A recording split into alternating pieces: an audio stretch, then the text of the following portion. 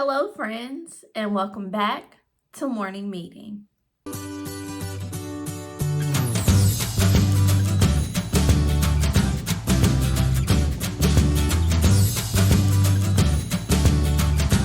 I'm Miss Mary, and I'm so happy that you're here with me today because, as always, friends, I have another great book for us to read. Today, we are reading White Socks Only by Evelyn Coleman. Friends, why do you think the book is called White Socks Only? Here on the cover, we have a little girl at a water fountain, and it looks like she took off her shoes because her shoes are right there on the ground, and she's drinking from a water fountain. And oh, look, friend, there's a sign on the water fountain that says whites only. Are we supposed to only wear white socks at a water fountain? Let's find out. Grandma, can I walk into town by myself? I asked one hot summer day. I knew what she was going to say. She was going to tell a story. Not just any story, but my favorite story. I watched her turn toward her spit can. Ping! The snuff juice hit the bottom, sounding like a chime. She rocked one or two times, her eyes closed, and then she looked up at me. Girl, you know you ain't big enough to walk into no town alone, girl. I sure don't know why you asking me that. You ain't big enough till you gonna do some good out there. I smiled and plopped down on the step. She was about to begin that story. Grandma laughed. You know, when I was a little girl, like yourself, I sneaked into town once. Yup, all by myself. Wasn't planning on doing no good. Had just been waiting for a scorching hot day. I had 2 eggs hid in my pocket.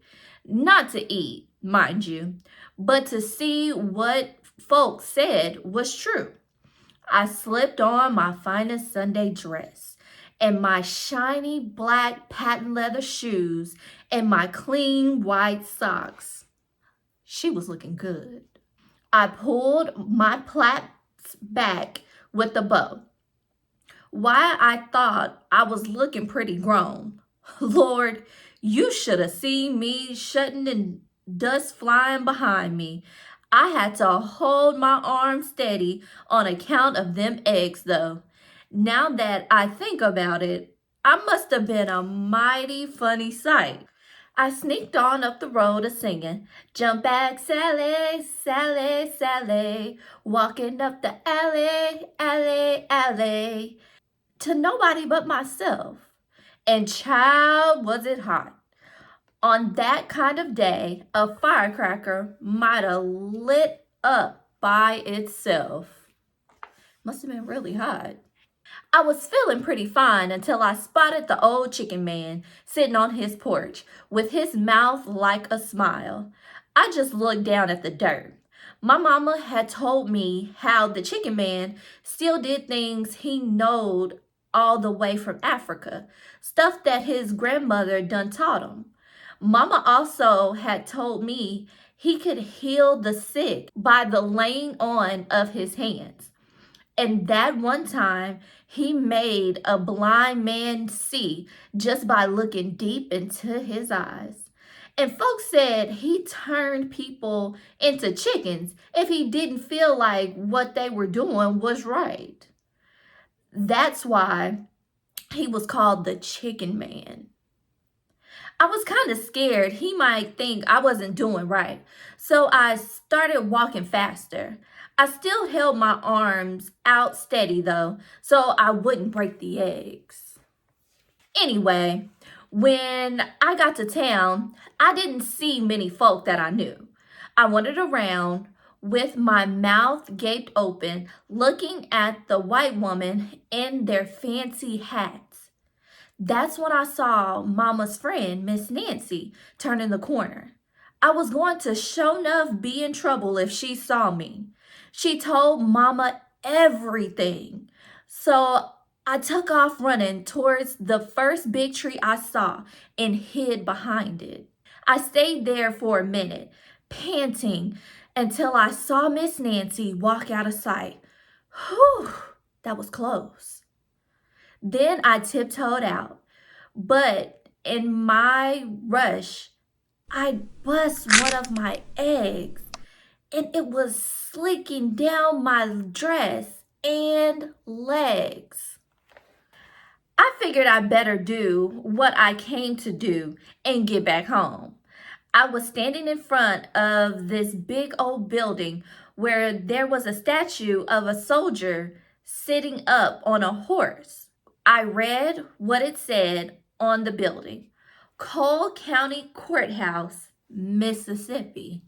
I carefully pulled my eggs out of my pocket. Right there, I cracked it one time against the horse's leg. The eggs inside dropped to the hot cement. I knelt down with my face close. I watched that egg like the old men watching the checkers before making a move. For a minute, I thought it wasn't going to do anything. Then, right around the edges, I saw it. One little bit was turning white. Next to the white creeped wider, and the yellow began to bubble. But golly, I was frying an egg on the cement, just like the folks said. I jumped up and started dancing and prancing. It was time to go home now. I'd done it. It was all over, and it was true. It could get so hot that you can fry an egg on a sidewalk. Friend, did you know that? That when it's really hot outside, that you could possibly fry an egg on a sidewalk. If your parents let you, you should try it. I started walking and wiping sweat from my face because remember, it's hot outside, with the eggy part of my dress sticking to me every time I took a step. My mouth was dry as dirt, and I was mighty thirsty. That's when I spotted a water fountain.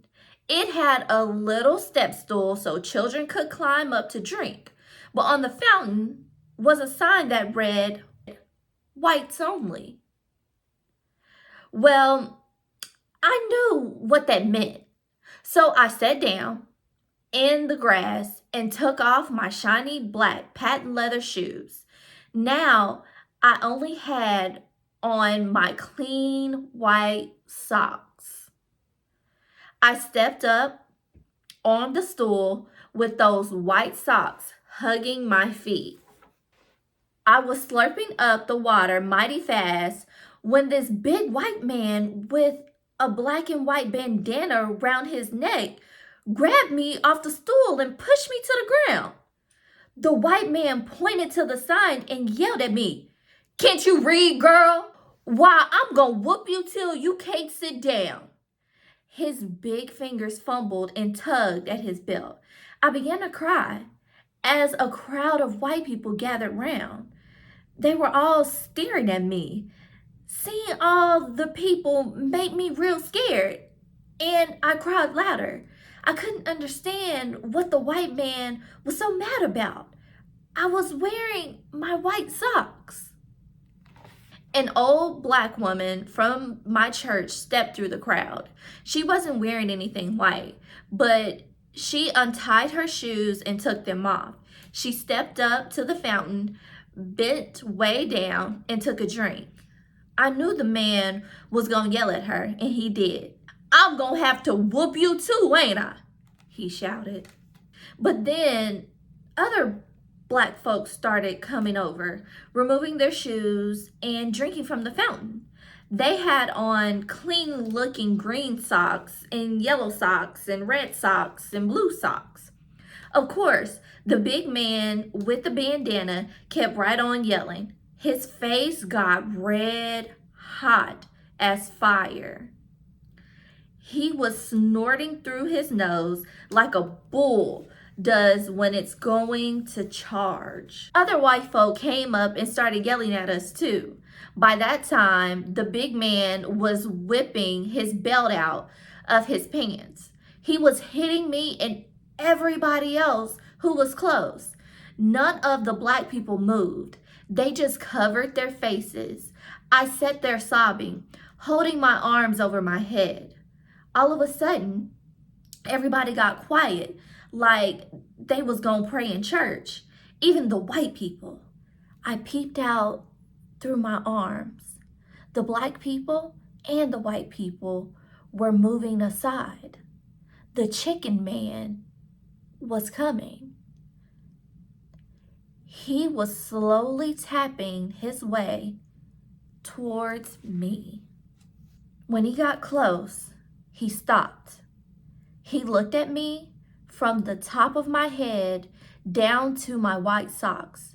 Then he bent over and pulled off his black shoes, his face squeezing up. He had on the cleanest white socks you have ever seen. He stepped up on the stool. He didn't have to bend over very far because he was so short. He drank a long time from that fountain. I held my breath. So did everyone else. The chicken man lifted his head. He turned around, smiling, and slowly stepped down from the stool. Without a word, he pointed a crooked finger to the white man. The white man's belt was down by his side, clasped tightly in his fist. He was as still as a statue. The old chicken man helped me up. He took out a white handkerchief and wiped my face. There now, child. It's time for you to go on home. You did all right. He handed me a chicken feather out of the brim of his hat and hobbled away. All the black people surrounded me. They were all crying and hugging me. Then they took me home. When they told Mama what had happened, she just broke out laughing. She said, well, I guess you can go to town by yourself now, 'cause you're old enough to do some good. Nobody ever again saw the big white man who had whipped us. None of us dared ask about the big chicken flapping round the courthouse near the water fountain neither. And from then on, the whites only sign was gone from that water fountain forever. The end. When our friend in the book saw a water fountain that said whites only, she thought that you had to wear white socks in order to drink from that water fountain. But friends, that wasn't the case. The whites only sign meant that your skin had to be white in order to drink from that water fountain. Now, friend, you may be wondering, why would they have a whites only sign on a water fountain? Not too long ago, black folks and white folks weren't allowed to drink from the same water fountains, go to the same schools, the same movie theaters, grocery stores. I mean, everything was separate. If a black person was to use a whites only water fountain or try to attend a whites only school, then white people would get pretty upset about it. And they would do some pretty bad things to black people. But as you see in the book, when the girl stepped up to the whites only fountain, other black people came up and they supported her by drinking out of the water fountain.